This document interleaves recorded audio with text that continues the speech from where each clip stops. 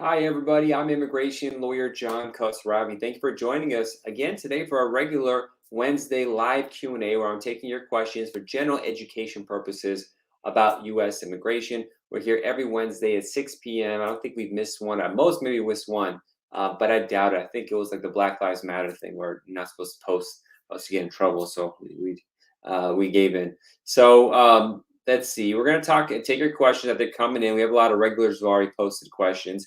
But I did mention this is general education only. There's a couple of things I want to talk about. One important topic that popped up today, I'm going to talk about K-1 fiance visas. So check that out. We're going to get into that in a second. A very troubling issue that I really want to break down for people watching because I know the primary focus of my firm is marriage cases and fiance cases. And I know a lot of my listeners and watchers are doing that.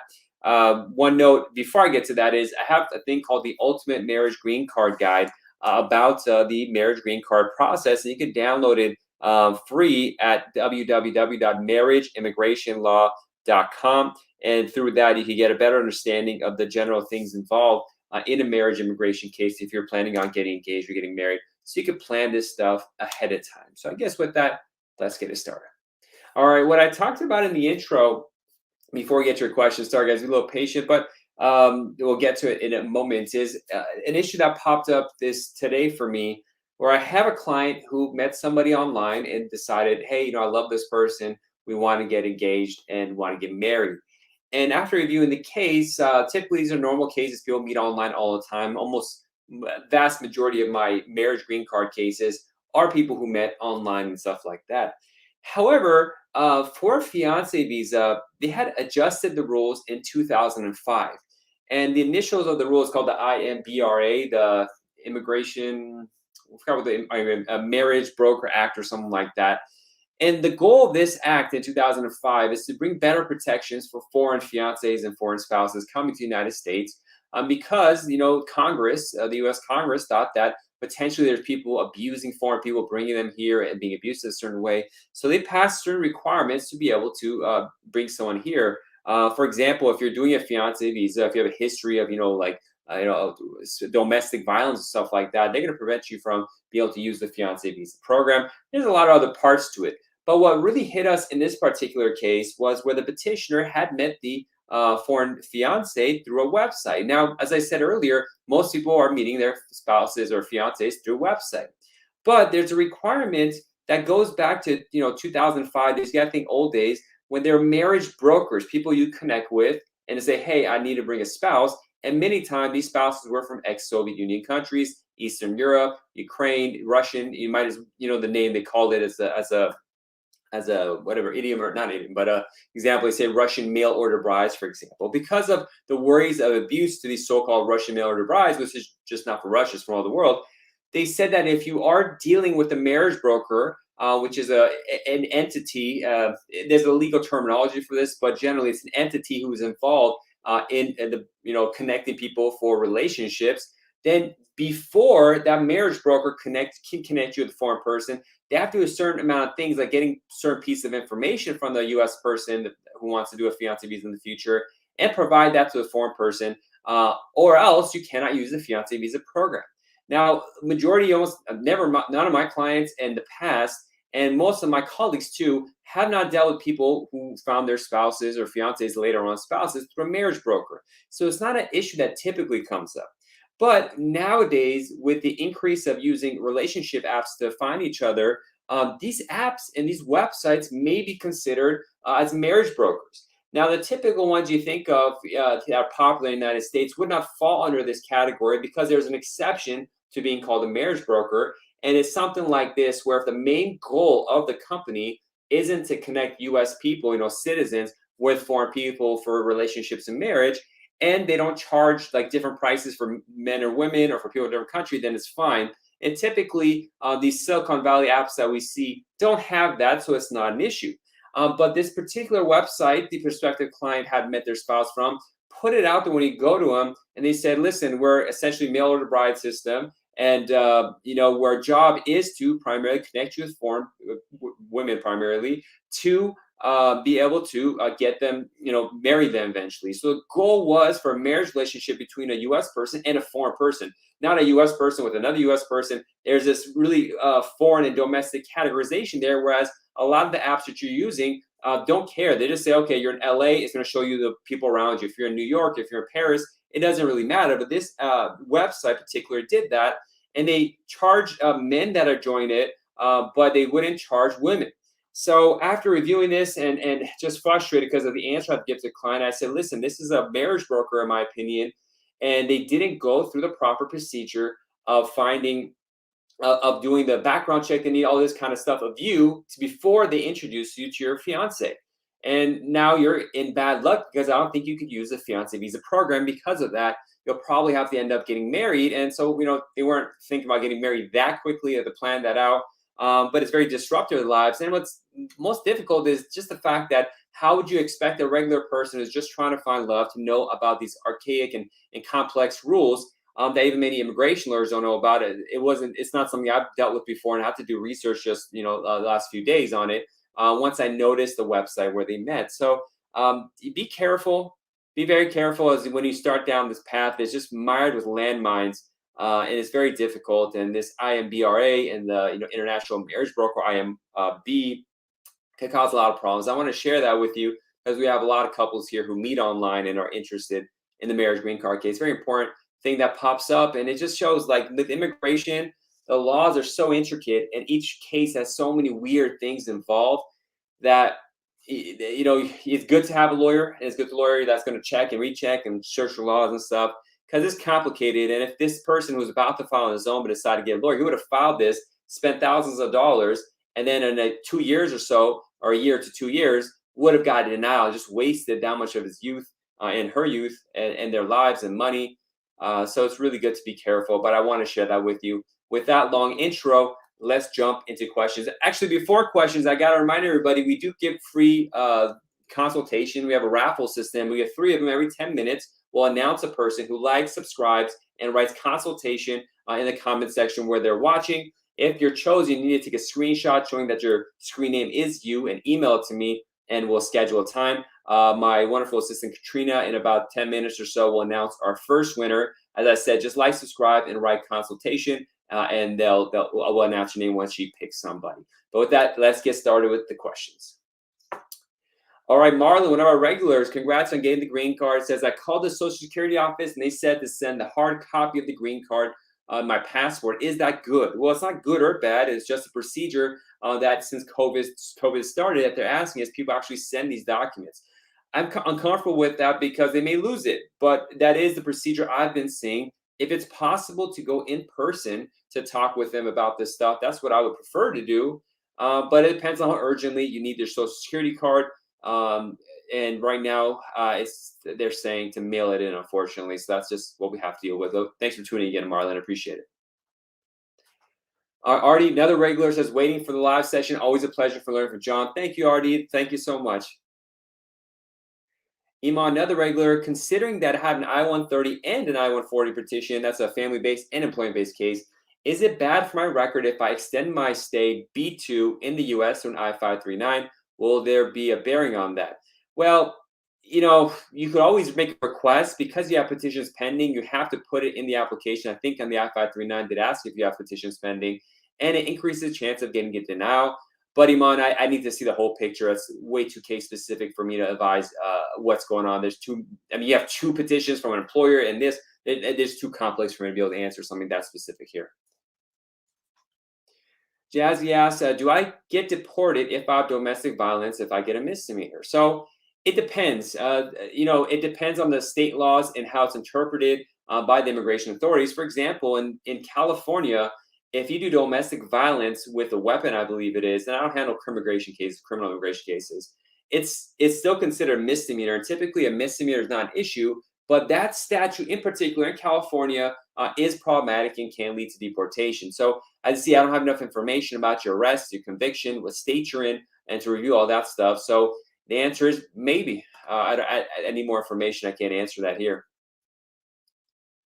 Myra, I think another regular asked, hey, I've been waiting for an interview a long time. What should I do? Should I contact? Well, Myra, I can't recall where your case is. I think it might be at the embassy. These cases are delayed. Try contacting the agency that's dealing with it. Try contacting your congressperson. But I just don't have enough. And I think we've spoken before, but I don't remember the details. Just contact people. But this is typical for everybody. It's not unique to you. Un may ask, Toronto consulate accepting new E2 visa applications. So I haven't applied, so I don't know, but you're contacting them, investigating, so just email them directly. They probably are, but email them directly and ask it and see. You really should be working with an immigration attorney, and they should be able to answer that question if you're doing an E2. And E2 is a form of investor visa that's pretty complex. So my recommendation is to hire a lawyer, but at the very least, if you want to find out the real answer, you got to contact the embassy or the consulate, because they may be accepting it today, tomorrow they're not, and then they're back in, they'll do it tomorrow after that, and then so it goes back and forth. So it's not an answer. If you ask me that, and if you hired my office to go and research this, I can't just answer what happened today, for example. If I followed the case today, I'll say probably, but I need to contact them because these things change every minute. Bajwadva asks, how much is the wait time for filing I-130 to get a visa? The question is too generic in general. There's 4 or 5 more pieces of information I need to be able to answer that. And even with that, the embassies are not processing that many cases right now, so it's unknown how exactly it'll be. But there's just not enough information to be able to answer that, so it's just impossible for me to answer. Nuaz asks, I applied for my I-824 based on an EWA green card. Please tell me about I-824. Well, I have a lot of videos about the I-824. This form is used to request USCIS make certain actions with a petition, approved petition or application. Primarily, it's when a person gets their green card in the United States and their dependents are overseas, and so you have to send the case out to the embassy system. That's the request you make from USCIS to send it out so the rest of the family could get the green cards through the embassy. Or maybe you started your case in the U.S. and you thought you were going to be here, but you left and you need to transfer the case out. There's other kind of things, but unfortunately, it's a form that once submitted, it gets forgotten about by USCIS several times I've seen, and sometimes it takes a long time to follow up with them. So you should file that application the sooner the better. It also helps to lock in the age for CISPA, Child Status Protection Act. So when you say, tell me something about it, I need to know what you need about it, because there's books written about this. So you need to be much, much more specific about what your need is. And many times clients don't know what their need is because they haven't done this process before. So I need to talk with you to see what you need, and I can tell you what I need to tell you. Tell me what you want, tell me what you need. All right, so we have our first raffle winner is Iman, one of our regulars, asked the question. Iman, take a screenshot of wherever you're watching this and email it to me at info@jqqlaw.com. The screenshot should include your username so I know it's you, and email it to me. For those just tuning in, we give out free consultations, so a show every 10 minutes. They're 15-minute video consultations. We just have a quick chat about what's going on in your case, and I can answer with more specificity in a private setting so we get more into it. Also, if you're watching this and you're interested in a fiancé or marriage green card case, definitely download the Ultimate Marriage Green Card Guide at www.marriageimmigrationlaw.com, the best resource out there for getting started and learning about the marriage green card process. I could really comfortably say it's better than anyone else's. So get it, download it, read it, and then consult with it. A couple of immigration attorneys to figure out what the best path, the best route is for your personal case. And with that, let's take the next question. Shelby asks, any updates on I-751s? Well, the one update they had was that they extended the extension notices. So one I-751 is for removal of conditions. If you have a 2-year marriage-based green card or 2-year investment EB-5-based green card, but that's less of those. Actually, well, they did this for both of them, but the I-751 is the form you submit for marriage cases, and it takes a long time for them to get approved, between 6 months to 2 years on average. And so your green card is expired when you file that. So you need something that holds you over, and they usually give receipts. It was 1 year automatic extension with that receipt. Then they made it 18 months. And just recently they made it a 24-month extension because they expect these to keep going. Many times, in most of my cases, we just file for U.S. citizenship while the case is pending anyways, if it is. But when you talk about updates, like the previous question, we got to know what's wrong with your case, what issue you have, so we give updates for you, because I could talk a lot about different things and get really complicated. I really need specifics of what you need. Next question, Arno asked, I tried to apply my citizenship application, but I mistakenly missed the selective service registration. Well, I'm really sorry about that, but thanks for bringing it up for a lot of people to know.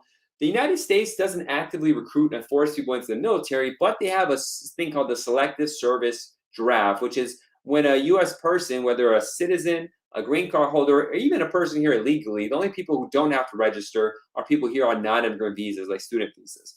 But you have to register between the age of 18 and 26. If you don't, there's issues, and I think it's a crime. I haven't seen them enforce it.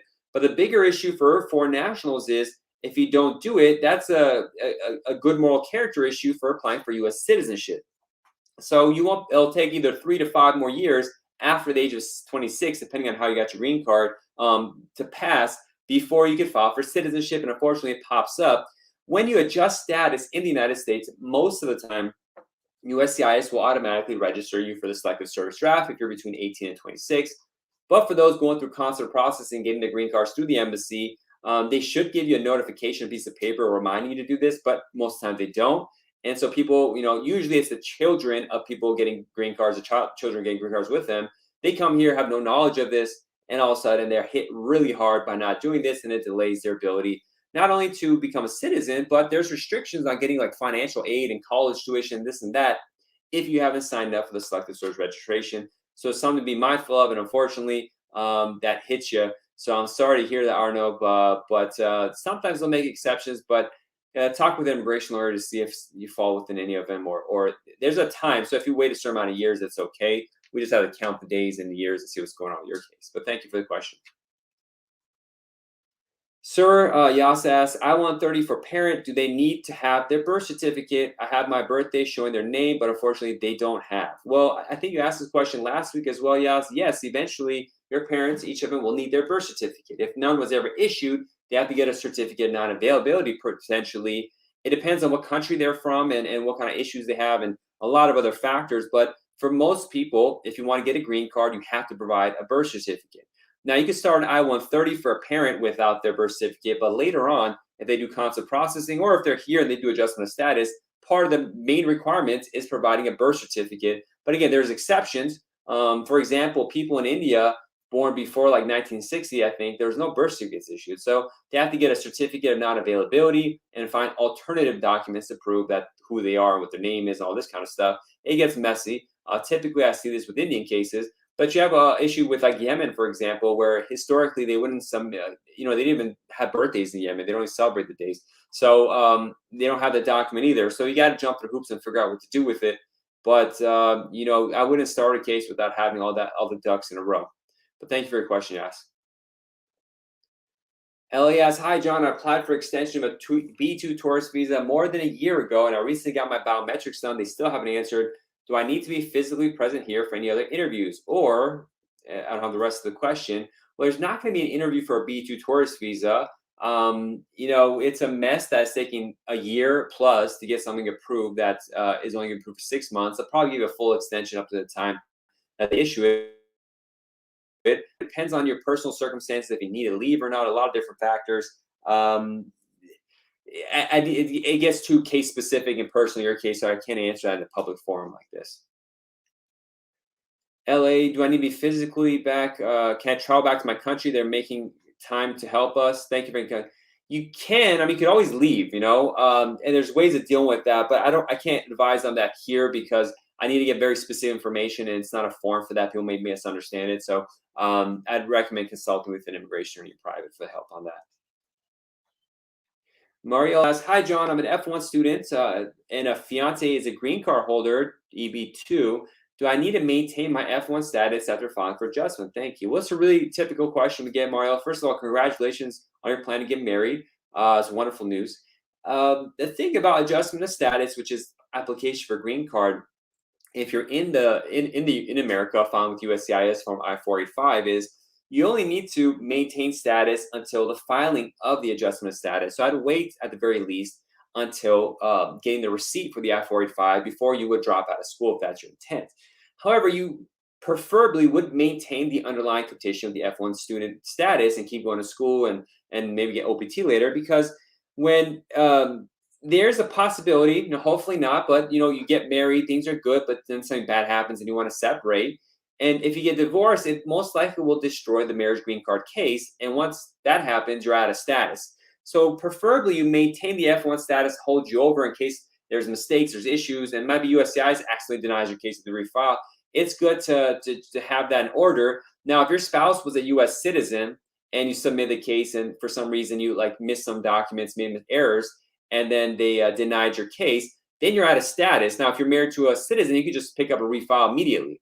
But if you're married to a green card holder, you can't if you don't have the underlying student visa status anymore. So there, plan B and plan C worries I have. It's not every case, 1 out of 100 this happens, but we see it happen. So preferably just keep the underlying status. Download the Ultimate Marriage Green Card Guide. It really goes over a lot of this stuff. It's going to help you out at marriageimmigrationlaw.com. This marriageimmigrationlaw.com. And if you wanted more information, just email my office and we schedule a consultation. There's a fee for that, but email me and we can discuss it. Now, we had a question from LA about extending status.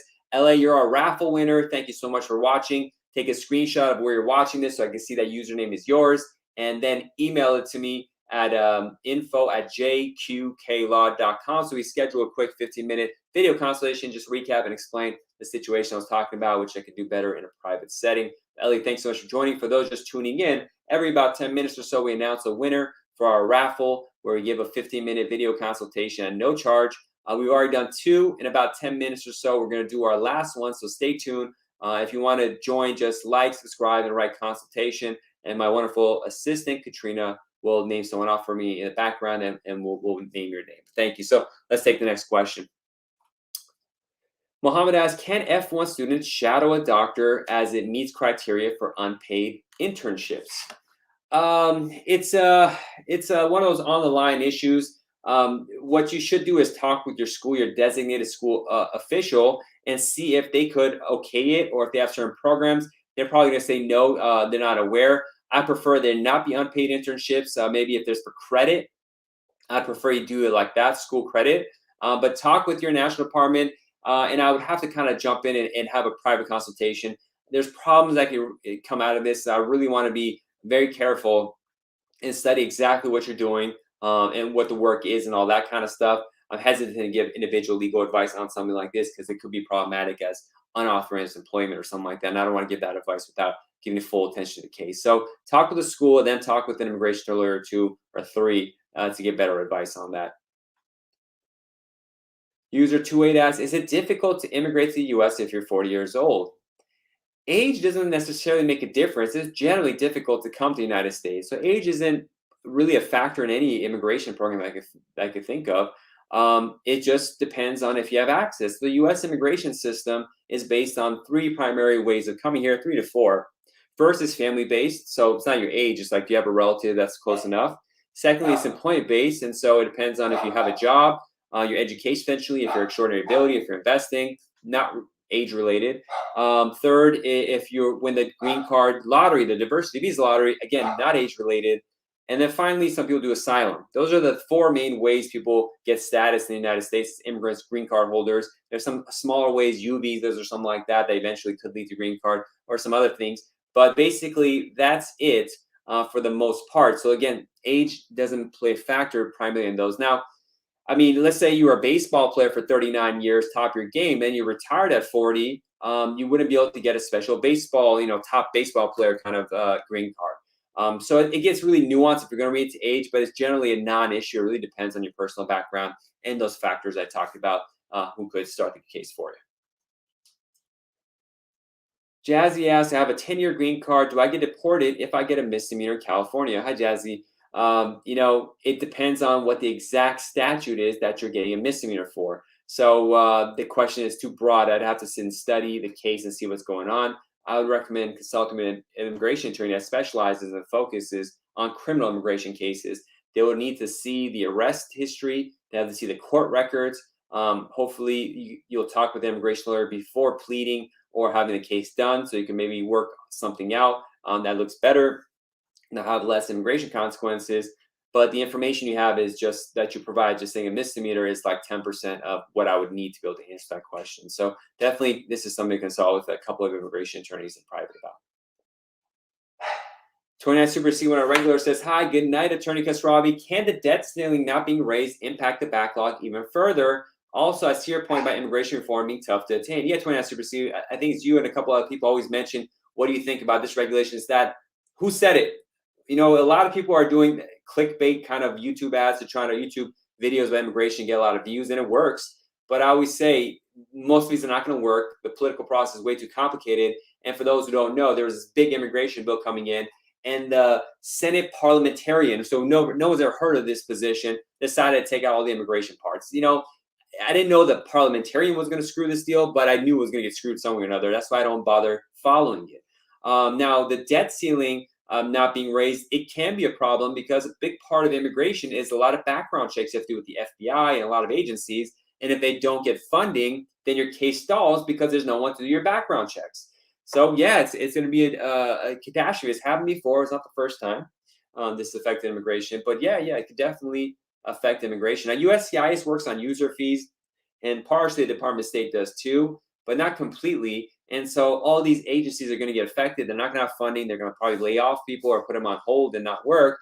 So you're going to see immigration consequences added on to how bad it is already with the delays.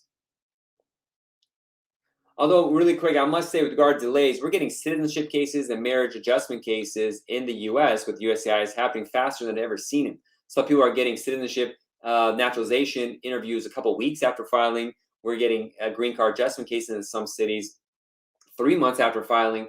So it's not typical. The same city that does a 3-month case might take a year and a half to do another case. So, you know, there's no rhyme or reason or logic or consistency. But in the United States overall, it's been pretty fast for a majority of cases. The embassy system, if you're overseas, that's where the disaster is.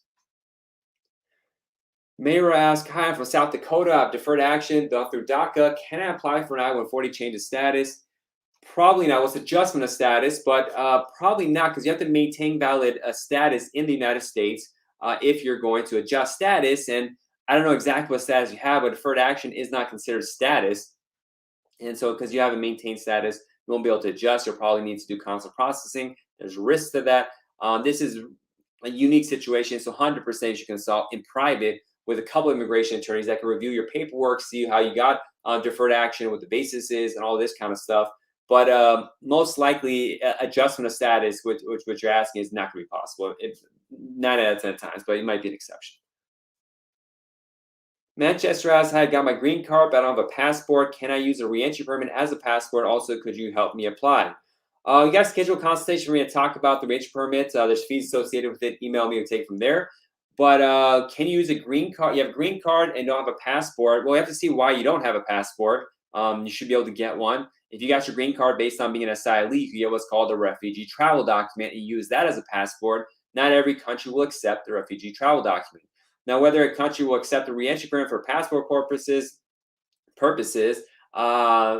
maybe there are some countries that would. This issue hasn't come up, and I have to research it. But most of the time, when green card holders don't have passports, it's because they're refugees, and so we get them a refugee travel document. So I do deal with cases where people don't have passports, but you don't explain why you don't have it. And if it's something outside of being an asylee or refugee, then we have to see why you don't have it. You try to get it, and then research the country you want to visit to see what their rules and regulations are. It's going to be hard not to have a passport, or at the very least, a refugee travel document. But whether they'll accept a reentry permit, it depends on the country. Probably most wouldn't accept it, but I haven't done enough research on that. Shuba asks, I applied in March. My biometrics was late. How long should it take for I-751? Now, I've answered this question every time, about 30 times, but I don't have timelines. It's 3 months to 2 years, maybe longer, maybe shorter. There's no answers to these questions. Just Liz asks, I was brought in using a relative's paper as she's a citizen. Will this be a problem for doing adjustment of status? Unless you're a minor, it's the worst thing that could possibly happen to your case, because if you enter the United States claiming to be a citizen, then you're essentially doing the worst possible crime you can do in immigration. And it's again, unless you're a minor, maybe you say you didn't know, you're like a baby, then it's going to be a major problem. You definitely need to talk with the immigration attorney in private. Liz. Candy asks, I've been married 10 years. I live overseas all those years. My husband has a tourist visa. I want him to have a residency. What is better or faster, consular processing or adjustment of status? Candy, the thing is, you can't enter the United States with a tourist visa with the intent to adjust status. That's immigration fraud, misrepresentation. As a tourist, you're saying I'm coming for temporary purposes, but you're really not. So I can't advise someone to commit fraud or lie. So you have no choice in this kind of case but to do consular processing, which is going to take a long time. It's going to take uh, 3 to 4 times as long, unfortunately. Okay, just a second. Where were we at? Um, okay, next question. We'll get that. Edwin asks, for 2 years, I've been a green card holder, and this month I can apply for citizenship. 3-year married with U.S. citizen. My mom is here with a tourist visa. Can I adjust her status green card? We have two questions, Edwin. So there's a major error you're making in your math because you're saying you've been a green card for 2 years.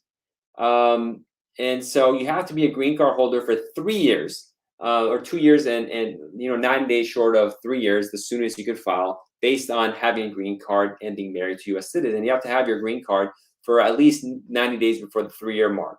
So you still have another 9 months to go. I don't know exactly how much time. I haven't seen your green card. So you still have to wait. With regard to your mom, you have to be a citizen to apply for her. And I don't know how long it's going to take for you to get citizenship. So once you're a citizen, you apply for her. Now she's here with the tourist visa. If she overstays, she may be subject to removal or deportation if they pick her up. The likelihood of that happening historically is low. She could potentially just stay here for, if she decides to change her mind to stay. And then once you become a citizen, whenever that is, and if you become a citizen, I don't know the details of your case, then you would file for her green card. It's a risk. I'm not sure what's going on in your case. It's a while, but the technical answer is this: yeah, you gotta wait longer for applying for your citizenship. And for parents of U.S. citizens, if they overstay a tourist visa, the U.S. citizen child could still apply for their green card without issue. But up until the time of getting a green card, they are subject to going to immigration court, so risks exist. Now, I do want to announce we're about to end the show. Take one or two more questions. The winner of our raffle is Manchester Boy.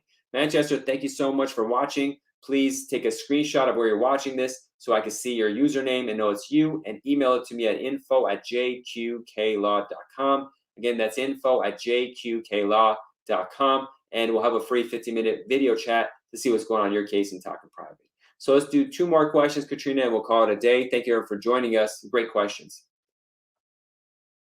Mario follows up. It is any complication when I file for AOS adjustment if I change my last name after I got married? No, but you have to list your new name on the applications. That's about it. And your green card will be issued in that new name. Monsoon asks, my info address citizenship application, they send me receive note, but my family name, one letter missing. What should I do? Well, contact USCIS and say there's an error on the online system for uscis.gov. There's an option for these kind of errors and typos where you can fix it. So just contact them through that to fix this error. Sam asks, hi, Mr. John. Can I travel overseas after just sending my package I-751 and come back before my conditional green card? I need to know exactly the dates here, so I can't answer that. But you should submit your case, wait for the receipt to come, and have the expired green card plus the extension receipt together for traveling purposes. Typically, don't recommend traveling without that. But if you want more nuanced detail, I really need to sit down and see what's going on in your case. That's a general answer for this kind of situation. And the last question, Leslie asked, let me see how many questions we're missing. We got a lot of people joining. Wow, so many questions. I'm sorry I can't get to everybody. Appreciate you all coming. We'll be back next week, but let's take this last question. I'm here Wednesdays, 6 p.m. Pacific time, taking your questions live. So Leslie asked, my friend is a DACA recipient and married to a U.S. citizen. Came back with advanced parole in May from place of birth, but entered first time without inspection, as well as a second time when underage. How can he now do adjustment or by cost processing?